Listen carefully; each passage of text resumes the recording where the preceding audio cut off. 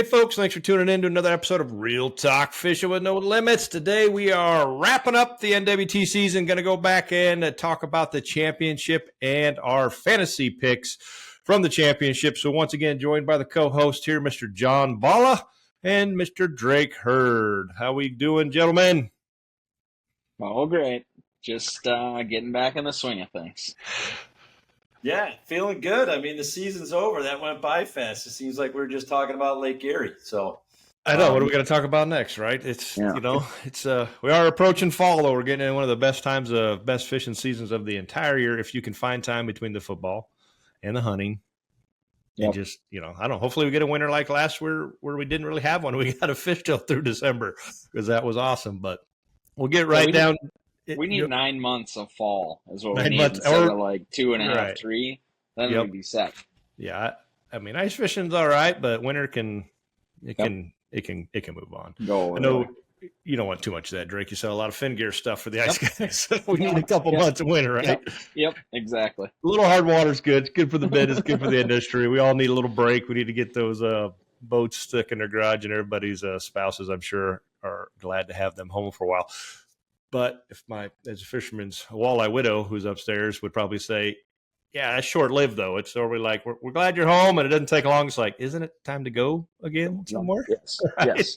Like, when are you leaving next? When you leave, we're annoying, man, when we're stuck at home and we don't have a whole lot to do. So, But we were just talking about the Tom Wynn University just came out, so that should give some people things to do over these winter months to study up on the forward-facing sonar. As John and I were talking about earlier, looking at the top 10 for the Angler of the Year, and it was the top 10 that I would pick as the top 10 forward-facing sonar guys, and that's exactly how it played out. So we'll get into that in a minute. Drake, you were there. You fished it. You made it. How did it go? Tell us about the Lake Huron fish and the pre-fish and every little good and bad about it.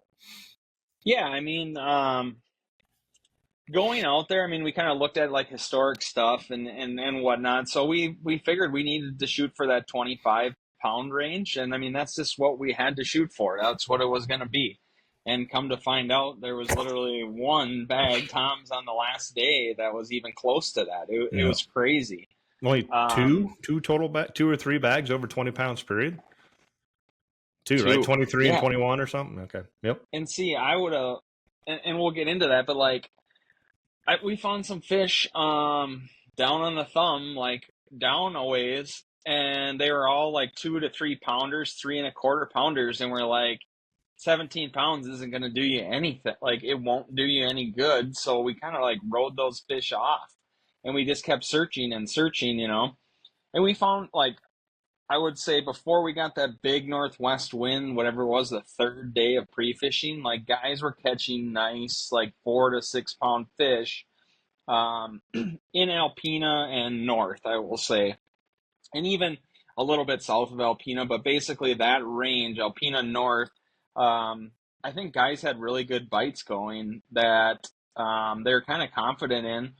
And then the water, was 70, 71 degrees, and then we got the northwest wind at about 75 miles an hour, and that, like, gone. I just remember looking at like the water temp thing. I'm like, we need to screenshot this, and then he screenshotted the next one, and it was like, we're in trouble. And then literally, you went out the next day, and the water in some areas was 15, 16 degrees colder. Like, it was crazy.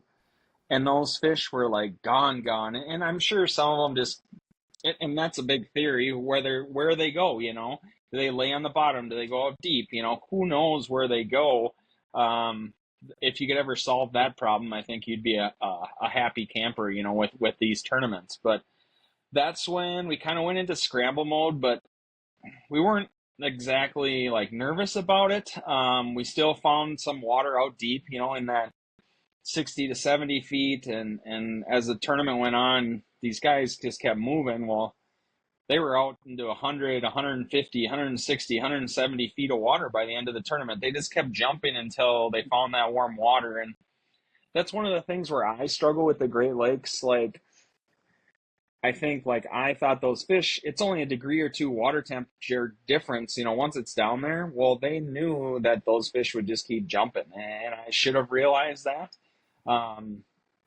and those guys were fishing them out deep, and I caught some out deep, but I was still fishing shallow. I mean, we caught some nice fish in the weeds. I had Dylan Nussbaum was around me, and a few others that were in the top 10. I just couldn't get them to bite. You know, it's just one of those things where it's like, God dang, you're close, but you're still off. You know, but that's where you go into this thing and you don't know how big you need. You know, like we talked, like you need 25 pounds. Well, if you'd have had that, you would have blew in everyone out by a long shot. You know, it's crazy. And so like Kevin went down to the spot on the thumb, and the second day, and he's like, dude, we caught like 30 to 40 fish. Like we had 17 and a half pounds or 18 pounds. Well, if we would have did that all 3 days, we would have been way up there. And we just didn't think that was enough. You know, it was just one of those things. So I think we overlooked that a little bit, that we needed bigger weight, and we should have reflected more on that. I don't know. That's just kind of what I'm thinking. I don't know. Yeah, it only took 58 pounds and 10 ounces. So we were all in the mid upper 70s on our prediction. So we didn't need the tiebreaker anyway, but yeah, way off. We were literally almost 20 pounds off. And I knew once that northwest wind like hit, like we should have known better. We still thought they would have been above 20-pound bags, but you didn't even need, like, it's just crazy that you didn't even need that. You know, it's just one of those things. Yeah, 17, 18 would have been real good shape. Yeah. Top 10. So I don't know. What did, I mean, you were there, Balla. Did many guys say, what did they kind of say about it, or not much after the tournament? Or let's be real, folks. Weeds and walleyes go together like a hand in a glove. I don't care what lake you're on. Anytime there's weeds and some heavy cover and vegetation, you're gonna find walleyes. Fish and vegetation, that is where Seaguar Tactex braid can make a huge difference. This is a color camo braid with a serrated type texture that literally cuts through that vegetation. This texture enhances the durability and adds excellent abrasion resistance, which are two things that are pretty important when you're fishing heavy vegetation. So check it out, Seaguar Tactex at seaguar.com. Yeah, I mean, unfortunately, you know, with, you know, including us talking about it, you know, and his history on Lake Huron, it's always been in that 25 over the last 4 or 5 years anyway. You don't see a lot of 30-pound bags, or you don't see them. So that 24 to 27's been the average for the last 4 or 5 years. So I think, you know, we were guilty of thinking it was going to be higher. I think probably everybody going into it was looking at the same data we were looking at. So they were probably, you know, and, you know, when, you know, I don't know when you started thinking that 25 is just way out of reach. Maybe I need to lower my expectation. If you guys even did, maybe you kept thinking someone's going to get 25, you know, I don't know. And that kind of can start messing with you. But, you know, so what, afterwards, I mean, we couldn't talk obviously during the tournaments, and everything, but afterwards, you know, it was up north. There was some guys getting some better fish, but the wind blew and it changed water temps. Down south, like the nursery down there, tons of 3-pounders, 3.5s. I heard that several times after, like, we didn't think that was going to do us any good. The thumb historically has held a lot of big fish. You know, when you mentioned that in the beginning of your recap, that whole thumb area, depending on the wind, can be really, really good. The one thing that I think kind of hurt that area, and I wouldn't have thought it going in, is that bass tournament, that NPFL bass tournament was there. And a lot of those guys were fishing humps and points and fingers the same that we would have fished walleyes. That's where they were fishing smallies.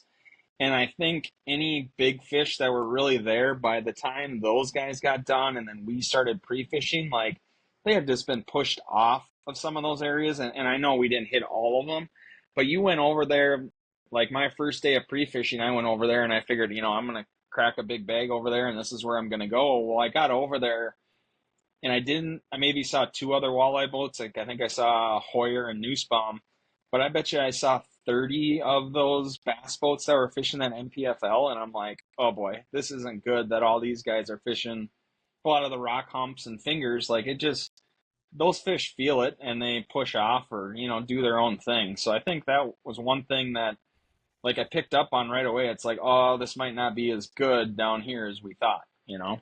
Did you run down there day one at all? Did anybody run down to the Thumb on day one? None of us. We all went north. Yeah. So I was working. I was visiting a bunch of dairies and a bunch of customers I've got in the Thumb, and I went up to Port Austin, and I walked that whole finger all out, and there was no wind, like none. But by the time I finished the day up and got to the weigh-in, it was blowing like crazy up there, or halfway decent up there. So there was literally like no wind on that point. You know, it just got worse as you progressively moved up into Michigan and, you know, upper Lake Huron. But we heard, I'd heard that there was some weed fish that were caught during pre-fish and stuff. And that was kind of going to be the consistent place to go if you really needed them. So I think they had told me some, like, you know, a lot of guys during practice were just looking for some good weed beds that were halfway decent, halfway close and navigable, because they had to kind of pick spots. Now, to hear Tom Wynn say that he went down south was pretty interesting. I mean, how he said he was noticing more bait was moving south. That's pretty high level stuff there, to understand that these fish are moving and he's going to where they're moving, which is they are going in that lower bay. Yeah. So that was a pretty high level move, I thought, on his part when I heard that. And now I don't understand, like, how did some of these guys figure out this deep stuff? Were there salmon guys out there fishing and then catching salmon? Like, were there just boats out there? Or guys because that's it's suspended. huge. What is that? Suspended smelt or what out there? Yes. You would see, yes. And absolutely. And like, you hear me talk about those depths, like Kevin McCoy, I mean, he's been there, done that. Like, they used to troll out in that stuff. He goes, they used to troll. Hottentots was the lure out there. And that's how they used to get fish. So, like, I think guys, once that cold front kind of pushed all the warm water out off the shore, I think most of them, or I shouldn't say, some of them were smart enough to then say, all right, the warm water is now, 3 to 5 miles off of shore. So that's where they started to look. It's crazy, though. Like, you would go out there and you would just search, and there's not huge schools. Like, there's just one every so often.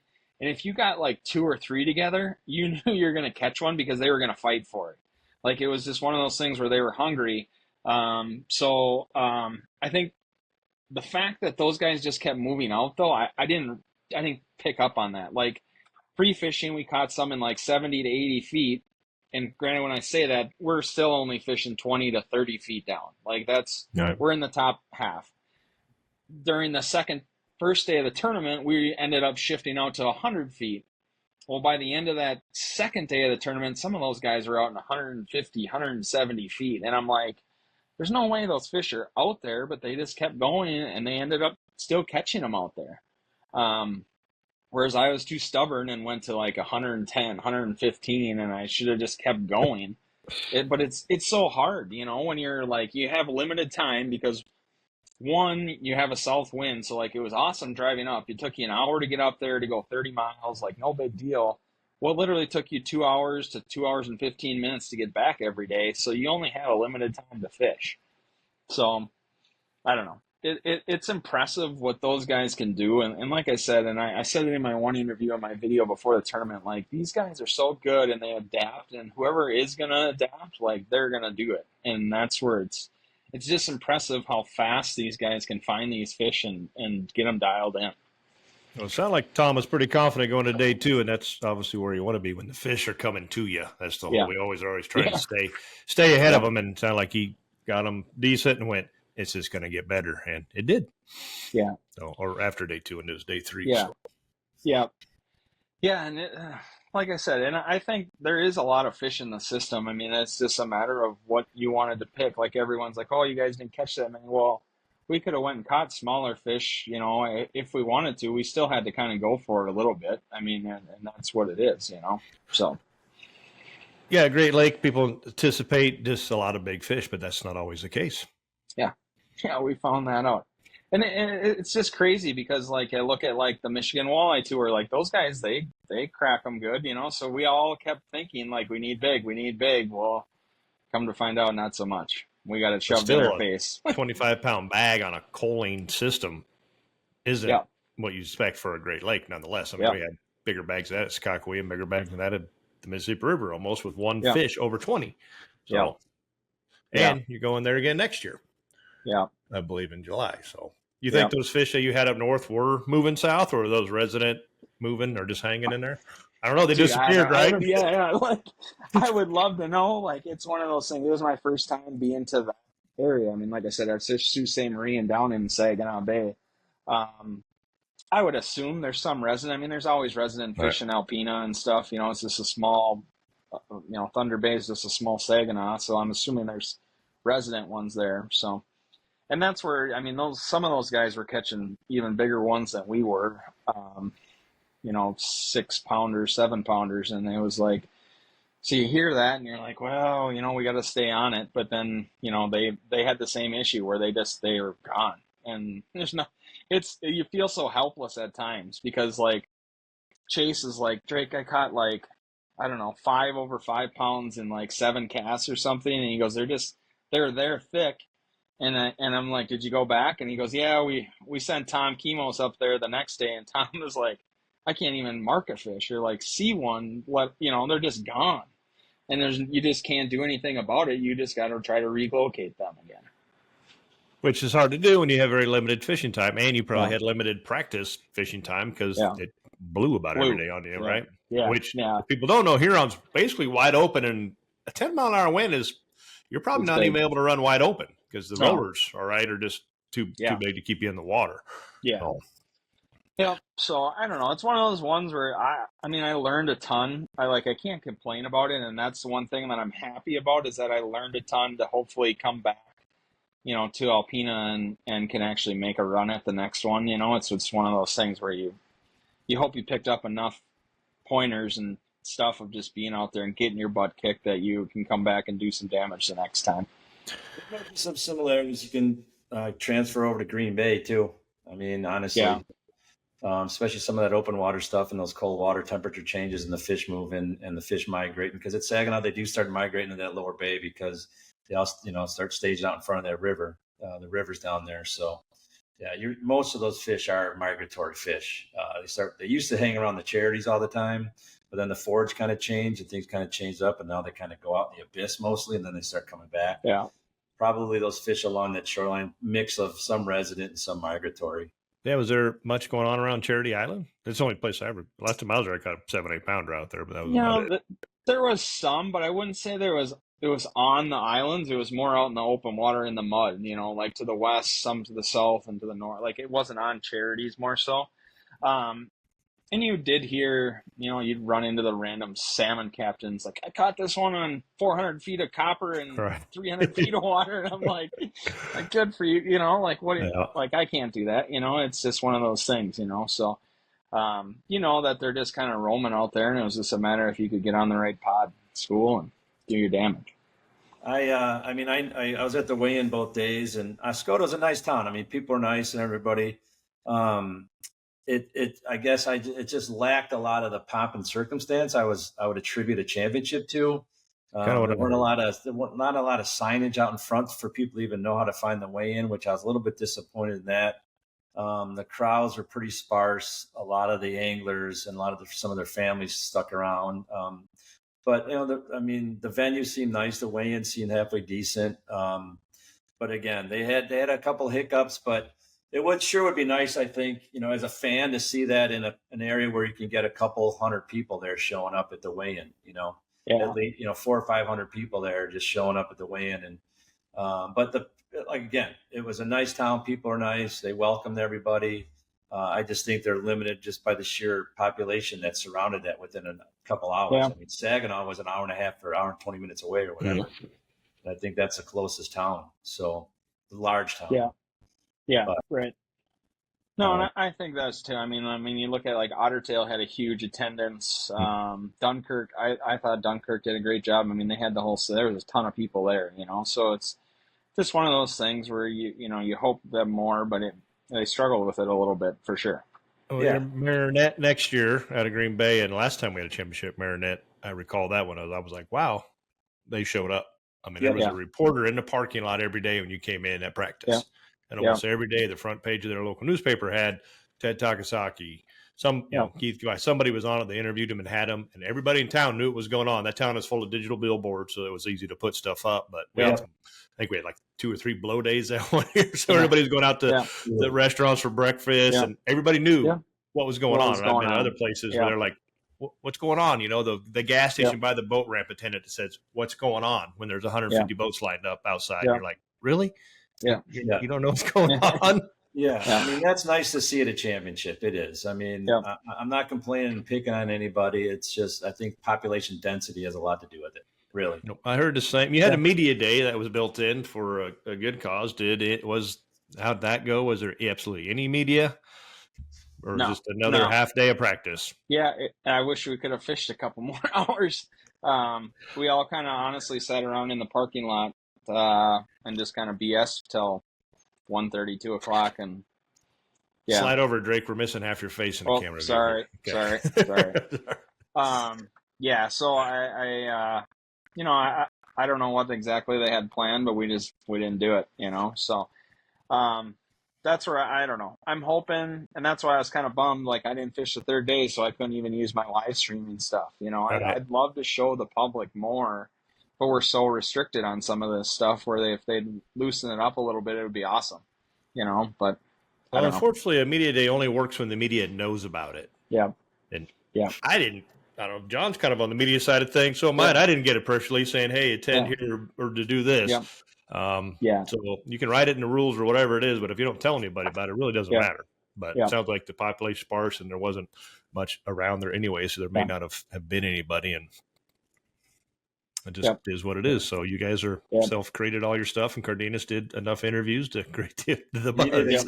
Robert does a great job for the circuit. He really, really does. He stepped that up a lot. Kudos to him for all his time and effort that he puts into it. I mean, getting up early. I called him and talked to him. He had to go to like the local restaurant just to get Wi-Fi to upload all of his stuff. He couldn't get it at his hotel. He couldn't get it anywhere. So I think he got a Dairy Queen password the one day, which he didn't complain about. It's a constant battle. He's got that T-Mobile thing, and I got it out too in my camper, but it still isn't enough to load up video. You got to have a lot better signal. Right. So he does. Kudos. Shout out to Robert Cardenas. If anyone's, go follow him on social media. He does such a fantastic job with his media coverage, his interviews, getting to know the anglers. He did all 41 anglers leading up to the championship. He did a bio and a little intro to them. So that's really, really cool. And that just helps everybody get a little bit of a, pat on the back for making the championship and then getting their name out there. It helps their social media. It helps their cause. It helps them get some more sponsors and promotions. So. The angle profiles are great. You have more fans out there than you may realize, and I think that's a lot of them want to know, what does Drake do when he's not fishing? What family, kids, businesses, jobs, and some of us just fish. But there's a lot more to every wall angler out there than. And I'm blaming half of my sucking. I lost my fin gear hat like pre-fishing this one, and I didn't have a backup one. So then I had to wear a different one, and that's, I don't know, sucked. But it was literally in my mind like, God, I just lost my hat. Now I'm in trouble, and I should never thought about it. I was going to make a point and say, I blame your sucking that you're not dressed like John and I in all our St. Croix apparel. We need to get you a hat and T-shirt to join the club. I'm good with that. So where? He's got his AFCO. Yeah, where's the AOI hat? That's hanging on the trophy. Like, I had that at the Sioux last year. We had like a 2-hour fog delay or something that first morning. We were finally going, and your windshield is getting. I don't have bubbles. I got a windshield. Yeah, and I had to look up and I tried to clean it. And you're flying down the river, so you don't let off and whatever. Well, I looked up and whoop, there goes my hat. Yeah. Well, this dome is pretty shiny. And my head got fried. I didn't have a spare hat in the boat. But my jersey has a hood on it. Fortunately, I had that up, for the most part. But it was like, I can't back off the throttle and go get it. It's just, it's gone. No, I it couldn't either. It was gone. Hat. The only thing that I thought I had going, like I lost my hat, my other fin gear, this literally hat at Green Bay. So I've lost 2 this year. But at Green Bay, I lost it the first day and I whacked them. So I'm like, well, maybe I got that going for me. I lost the second one. I'll whack them again. No, that didn't happen. I just sucked. So I put an extra hat in my boat, and I think it was at Red Wing this year. Hummel pulls up. He's like, hey, you got a hat? So I had to give it to Randy, so I don't have an extra hat. I same with sunglasses. So let's be prepared. John, you got some stats. So we got congrats to Tom Wynn for winning it with 58 pounds, 10 ounces, I think it was. And then Hunter Nitty obviously got the Angler of the Year, and we'll cover that stuff in a little bit. John, you got some numbers or stats or any info on how all that worked out and why we were off by 20 pounds? Yeah, I mean, I'll blow through them pretty quick. I mean, yeah, Tom Wynn finally won a tournament. I mean, he's had a couple second places. He won 132,000, which is the most ever. That's his first NWT victory in his fourth season in only 19 events. Second was Evan Rosemore from North Branch, Minnesota. I think this is his first year doing full time. Yeah, he cast check for 23,000, and then Jake Lapine, a very well liked veteran pro from Oshkosh, took a third place finish. He had a great. He made it in the final day, and then had a great 16-10 and win. See, that's where it makes you sick too, is because I got Rosemore is like, I don't know, a quarter mile that way, and Lapine is like a quarter mile outside of me, and I'm just like, God, they're catching them, like I just wasn't on it. But anyway, sorry, go ahead. No, it's okay. And Tom usually Wynn, how it works. Yeah. Tom Wynn said he used a 3/8 ounce black jig with night crawlers using forward facing sonar. It's the 17th time in 52 events that jigs have been used to win. Top tens, guys. I only keep track of guys that are fishing like 26 or more. It'd be nice if you had the jig and crawler, because we're the Wiggly Worm tournament circuit now. Because that's really what we're all using. It's a jig and a night crawler thing on the face. Yeah. So that was Jake's second top 10, surprisingly. I thought he would have more. Dylan Nussbaum had his 7th top 10. Max has had his 10th. Kent Anderson, his 7th. Justin Schneider, that was his 4th. And of note, Hunter Nitty had his, he finished 9th, had his 4th top 10 of the year, tying a record held by Drake Hurd, 2021, and John Hoyer in 2023. So you three guys, Drake, are the only 3 since expanding to 5 tournaments that have had 4 top 10s in a single season. That's pretty amazing stuff. Yeah. Tom Wynn, that was his 7th top 10 in only 19 events, which is pretty impressive. How about limits? This was surprising for Saginaw Bay, and like you said, all the fish you were catching in practice, and everybody on your team, Drake. Yeah, there were 22 caught a 5-fish limit on day 1, 24 on day 2, and then total there were only 16 anglers, or 39%, that caught a 5-fish limit on both days. That's crazy. 16 out of 41 guys caught 10 fish after 2 days. And you could cull, so it wasn't throwing fish back. It was just didn't catch them. It's just crazy. And it's just, I mean, 2020 is hindsight, but you just wish that you could go back and, like, I should have just went down south and whacked on 3-pounders to 3.5s all day just to try to get to like 17 or 18. And you didn't think that was enough. It would have been awesome. No, and I'll get to that in a second here. Guys casting checks, I don't need to go into that, but of note is Dylan Nussbaum. He broke the late, great David Anderson's streak and Eric McCoy's streak of 7 in a row.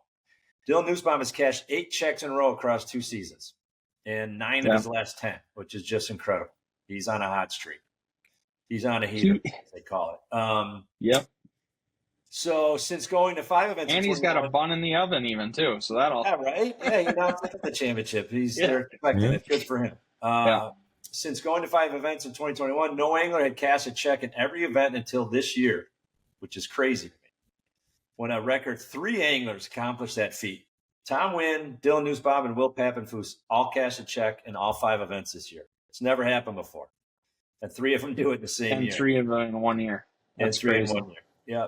And on top and behind Dylan Nussbaum's 8 checks in a row, Tom Wynn has 7. Will Pappenfuss has 6. So those guys are going to try and chase down Dylan in that record. Angler of the Year, there was a tie. Hunter Nitty eventually won the tiebreaker for Angler of the Year, but Hunter Nitty and Tom Wynn tied for AOI points with 957 points, which is a record. But the tiebreaker is the total weight after the 4 qualifying events. So they take the total weight that were caught in the 4 tournaments leading up to the championship. And Hunter Nitty had, I think 7 or 8 more pounds, something like that. And that was a tiebreaker. And that was his first AOI Angler of the Year title, only 2nd year on tour. But, kudos to Tom Wynn for tying with those points. I mean, it's just incredible for those 2 record-setting years. Championship was the 56th event. I think I talked about this last time. There's only 6 anglers that have fished all 52. I call them the Ironmen. Ken Anderson, Mark Kortz, Jacob L., Dusty Meeke, Chase Parsons, and Jason Chakurt. So kudos to those guys, their dedication, their loyalty, time away from home, their commitment to the sport. That's a pretty amazing stat, I think, all 52. Just to make them and not like have a wedding or something come up and make the championship, Brian, right? Yeah. So average fish was 3.15 pounds. If you weighed a 2-day limit of 10 for 31.5, you would have finished in 12th. So you just missed making the top 10. But that would have been worth 189 AOI points and $6,500. And this is the stat that I love. Catching a limit of the average weight fish per event. So after every event, there's an average weight per fish. If you'd caught a limit of those in every event, you would have finished in 10th place in AOI and won $14,000 for the year. Pretty incredible. The 1 year you would have won AOI. So I think the worst has been like maybe 10th or 11th or 12th, something like that. So you're going to be in the top 11 or 12 just by catching the average size for each tournament. Let's see. And that's nothing really. Yeah, Tom Wynn had the weights, had the event's biggest bag. Brian, you had kind of alluded to it earlier. 2312 was the biggest bag of the tournament. So, all those weights that we were expecting, 24, 25 pounds, they just weren't there. There were two bags over 20, and that was it. So, I think that's about all I got. It's crazy. I mean, I keep saying it, but it's just like, God, I just think it would have been so different had we had not gotten that northwest wind. It would have been a different tournament. But what do you do? Yeah. Live and learn, boys. Live and learn. Who knew a 3.3 pound average and 10 of those you'd have made the cut? Yeah. Like like I said, Kevin went down there and got his 17 some odd pounds. Like we could have went down there and did that. There was probably 500 fish on that place. Like it was every cast. It was fun. You all would have made the cut. Yeah. I would have had a hard time not going to fish the fun fish. I've been like, this sucks. I'm just going to go fun fish. And then he would have given me like, crap, paid out. Yeah. But, I mean, again, you're playing to win. You're there to win. So if we talked about it, if it's in your head, like we were guilty of it. We kind of planned we were that 25 pounds was going to be the deal, And again, everyone else had the same idea. And it's such a big area with 40 boats. You're spread out, so you're not even seeing other people. So then you're really like, what the hell am I missing? I'm way off. I'm missing something. Because normally it's like, oh, there's Shell Island, right? There's 40 boats over here. There's boats here. I mean, there's just times you're like, all right, I'm in the area or I'm on to something if you're catching them, and everybody else is as well. But when you just don't see anybody all week, you're like, man, it's fine if you're on them. If you're on that 25 pound bag, then you're like, this is great. This is awesome. But most time you're like, man, I'm lost. Apparently, I'm missing it. And then sometimes you're not. I'm guessing by Wednesday at that media day when everybody was talking, everyone's expectation dropped a lot. Yeah. I would think. I wasn't there, Drake, so I don't know if you guys did. I think a lot of us did.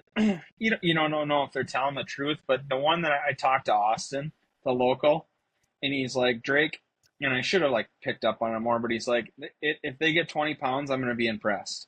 And I'm like, really? And he goes, I kid you not. And I'm like, all right. I should have just been like, all right, I need to go down south and get 17 pounds, 15, and just see. But I'm like, no, I'm going to go up there. I'm going to get my 5 bites. And notorious for not pulling your leg. Yeah, exactly. And that's sort where ship going on. I there's always some of that, but some of these guys, I mean, they'll tell you the truth because a lot of them have respect for you and you have respect for them, so you can just tell them straight up, I think you and I do that, and it's pretty. Yeah. I think there's more of that where it's just like, I'm getting them, 6-7 pounders, and or you're like, man, it just sucks. You're like, yep. Sure does. But at the same time, you got to have confidence in yourself to say, right. How can our whole team not be on this? Or the guys that we're talking, how can we all be missing this? There's just no way. And even if there's one outlier, one guy that's catching them, so what?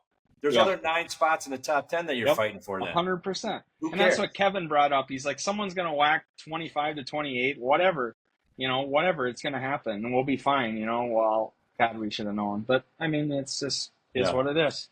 You should just go with your gut. I mean, we're good enough fishermen now where it's just like, all right, Always if go your with the whole gut. team isn't like catching them, crushing them, like, all right, we need to just, this is what it is. So, Drake, any couple minutes on your whole season as a whole? Any comments you want to make on that? Anything, like how do you feel about it? Anything you might have changed differently, or anything like that?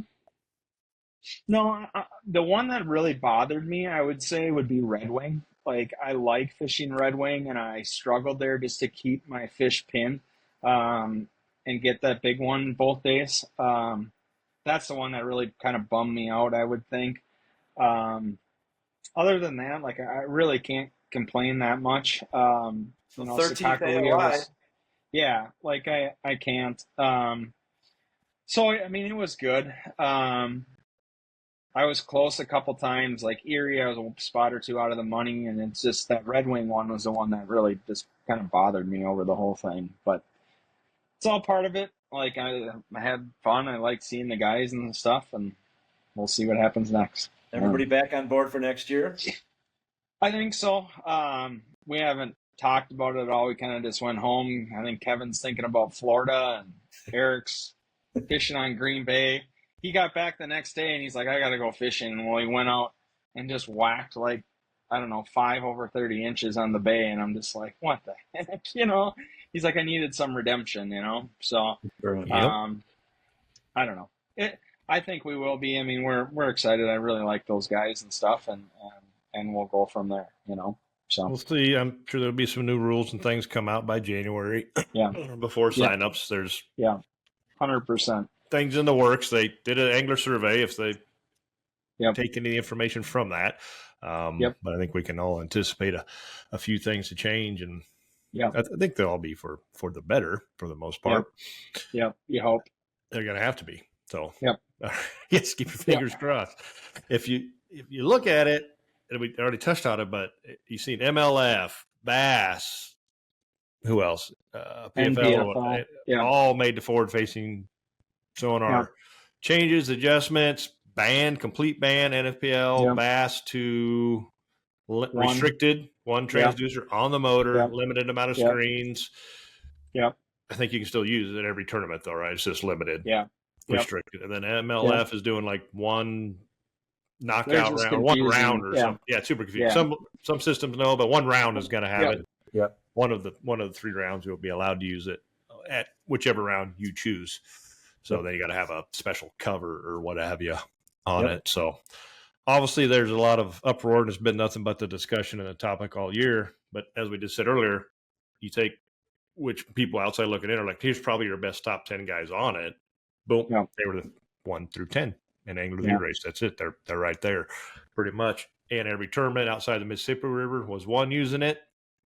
You got never before has somebody cashed all the checks. You had 3 guys cash checks. All those 3 guys are all in that forward faces on our guru box. Obviously, I mean, by the end of the season, 90% of the guys were living on, the front of that boat, staring at the screen. And either which way if NWT, I don't think will do anything, make any adjustments with it. And I don't personally care either way.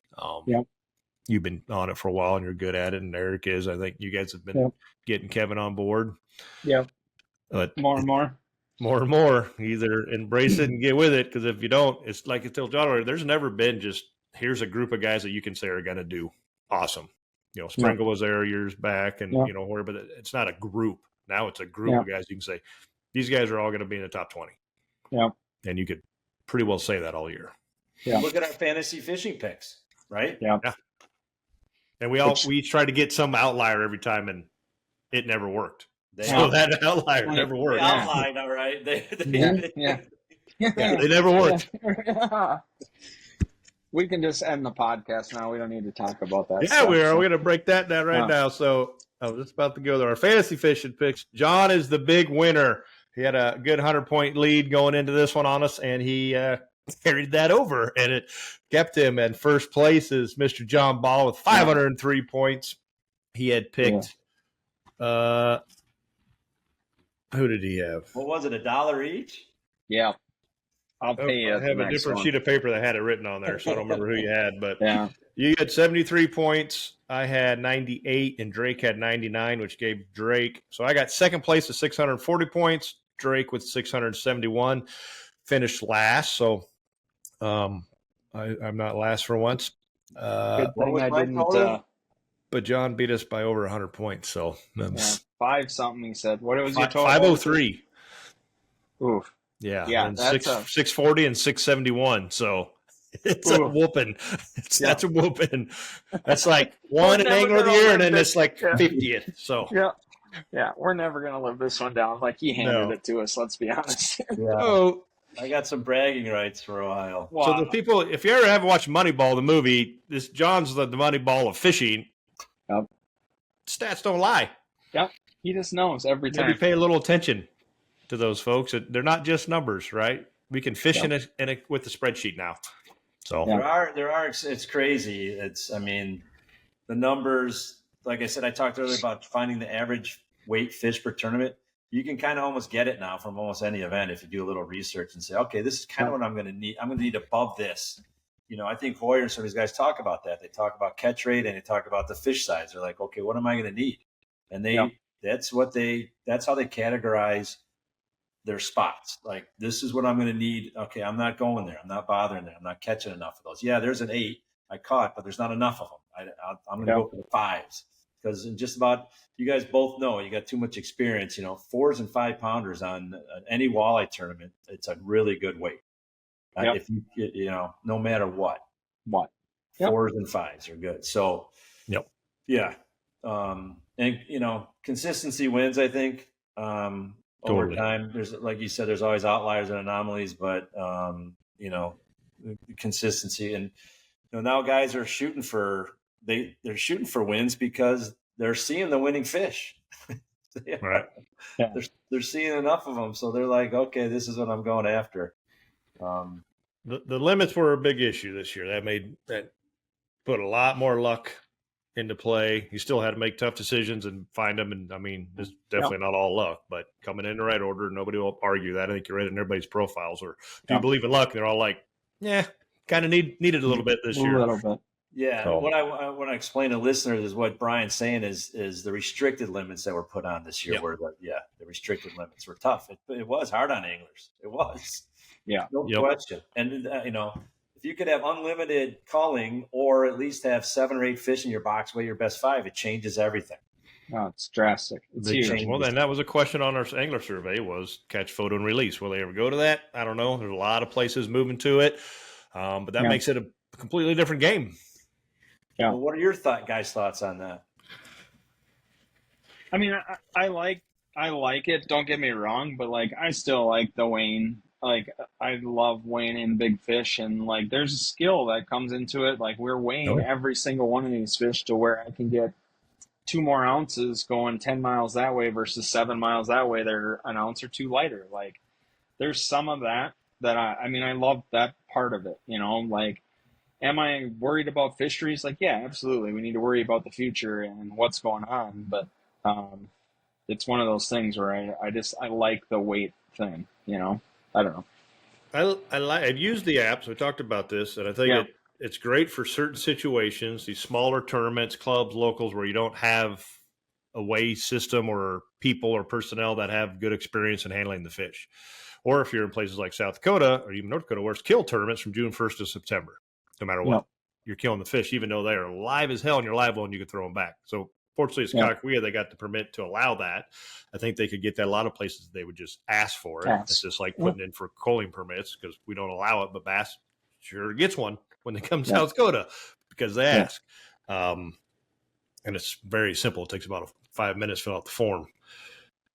But on such a national level, they know how to handle the fish better. They got, we still, this Kakawea thing, they released a lot of fish. A lot of them, didn't live. It was August. It's hot. But these boats have pretty good live wells nowadays, and everybody's got G juice and whatever in there and ice. And for most, my fish are very alive. No matter were they alive by the time you walk 300 yards through the boat ramp and up and put it in the hot water in the tank. Sometimes maybe not, but I shove a lot of. We use a ton of G juice at. Works at Huron, it's crazy. It's like cocaine for them, and it's so I say it's liquid cocaine for the fish. They just get wired, So we try to do our best. I don't know. I don't think you'll see the NWT do it, but maybe Yeah. there's situations if, like the NTC coming to South Dakota next year in June, might be a good time to do it because that's 300 boats if it's full on a fishery that's super not good this year. Francis Cases, there was a tournament like a couple weeks ago, and I think there were like 2 fish caught or something. I mean, it's the locals ain't digging all these big tournaments coming there right now because the fisheries went boom, down the crapper since we were there, basically. I don't know if that has anything to do with it. It's a pretty healthy place, if you ask me, but I know it's been a little trickier in Chamber in the last couple of springs too, but a lot of that's, based off weather. There's a lot of fish in it. So a lot of it's just people doing the same thing, expecting the same results. Yeah. So. Yeah, I don't think a tournament impacts a fishery negatively like locals do. There's no way. I mean, you bring in a few hundred guys that catch a couple fish, and they're not keeping them. I mean, they're trying to release as many as they possibly can. Well, when you can, that's what I'm saying. There's so many tournaments now that you can't. Yeah, it's Erie's kill tournaments. Erie's not really an issue or concern, but that's the direction of the DNR because they want you to take them. There's just too many of them. Go ahead and take them out. But the Dakotas are kill tournaments. We don't go to places like on the the Iowa's off limits on the Mississippi because they just say there's no tournaments allowed. Because we don't want them in the summer. But the live wells have come a long way since a lot of these regulations were put in place in 1940. And these fish, especially in the Mississippi River, I mean, those things, you can't even grab them out of your live well at the end of the day to get them in the bag. They're so angry. So well, and that was even at like Sakakawea I looked at, there's a lot of locals fishing while we were pre-fishing. And like, if they caught a 25, 26 incher, it was going in the live well. Like, they're like, you're letting that thing go? And I'm like, like, I don't know. What am I going to do with that? So, but what do you do?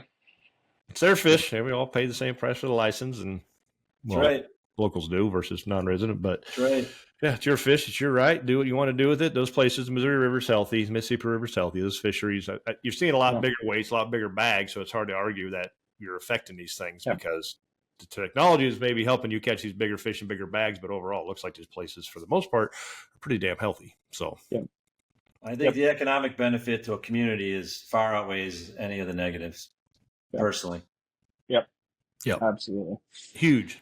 So it's frustrating when you hear about places like the championship that didn't take full advantage of it because you're there and it's only 40, so it's not a huge thing. But even Devil's Lake did a survey with championship years ago. Of course, we were different. I think we had 80 some there, and it was just under 500,000.